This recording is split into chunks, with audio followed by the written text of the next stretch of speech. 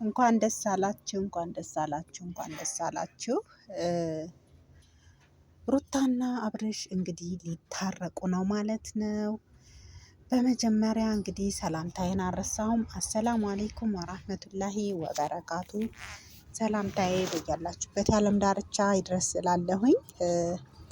እንግዲህ ሙስማኤል በእልልታ ገብታለች ማለት ነው። ምንድን ነው ያስደሰታት? ምንድን ነው ካላችሁ እንግዲህ የሩታዬና የአብርሽ መታረቅ ነው ማለት ነው። ከምንም በላይ የምንፈልገው የሰው ደስታ፣ የሰው ጥል የማያስደስተው ሼጣን ብቻ ነው በነገራችን ላይ ማለት ነው። እና እኔ በቃ ይህን ሰሞን እንደው ቪዲዮ መስራት ሁሉ ያስጠላኝ የእነሱን ሁኔታ እያየሁኝ በጣም እየበሸቅኩኝ ነበረ ማለት ነው።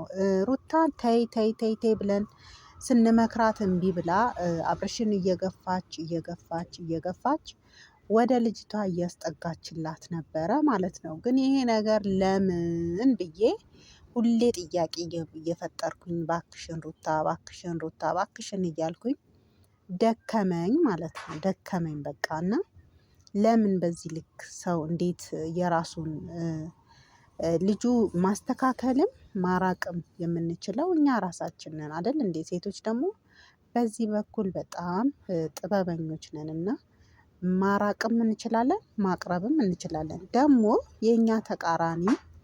የኛ ተቃራኒ ካለብን ደግሞ እንደዛው ያንን ሰው በቃ ማንነታችንን ለማሳየት ስንፈልግ የምንጠቀማቸው ነገሮች አሉ። ሩታ ግን እነዛን ነገሮች ትውት አርጋ ለምን እንደሆነ አልገባኝም። ባለቤቷን የልጇን አባት አሳልፋ እየሰጠች ነበረ ማለት ነው። እና ግን እኔ በዚህም ሁሉ ነገር ውስጥ ቤተሰብ ለምንድን ነው ጣልቃ ያልገባው ብዬ እያሰብኩኝ ነበረ። ምክንያቱም ትልልቅ ሰዎች ናቸው የዳሯቸው በሽማግሌ ስርዓት ባለው መልኩ አይደል እንዴ የተጋቡት።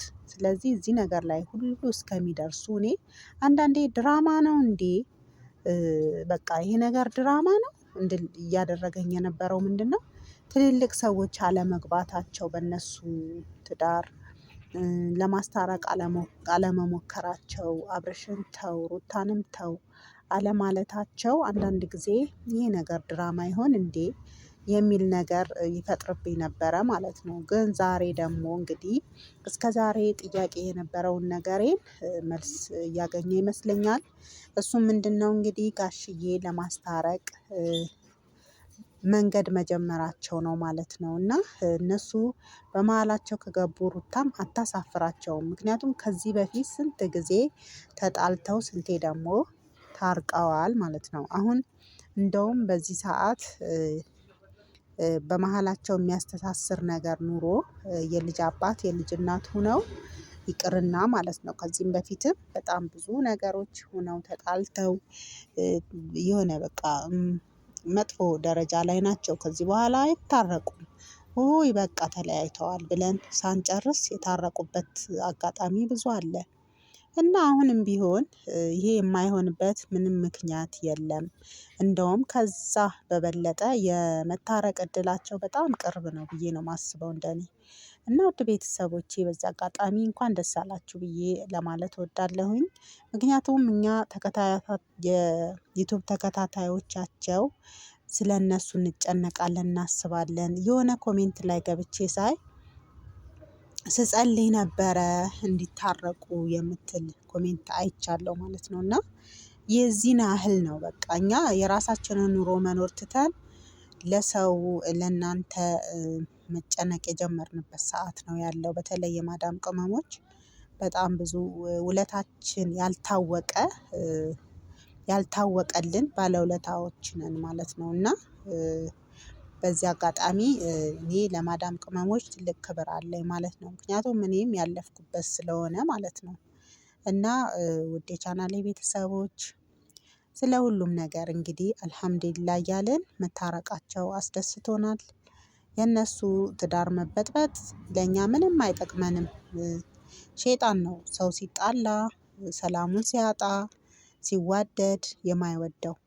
እኛ በእነሱ መደሰት የምንደሰት በእነሱ መጣላት ደግሞ የምንከፋ ሰዎች ነን ማለት ነው። እና በጣም ነው ደስ ያለን እላለሁኝ። እንግዲህ ከዚህም በኋላ ታርቀው ደግሞ እንድናያቸው ሰላም ወርዶ ደግሞ እንድናያቸው ምኞቴ ነው ማለት ነው። እና ይታረቃሉ። ጋሽዬ ከያዛት ሩታም እምቢ አትልም ብዬ ነው የደመደምኩት። ምክንያቱም ታከብረዋለች ጋሼን።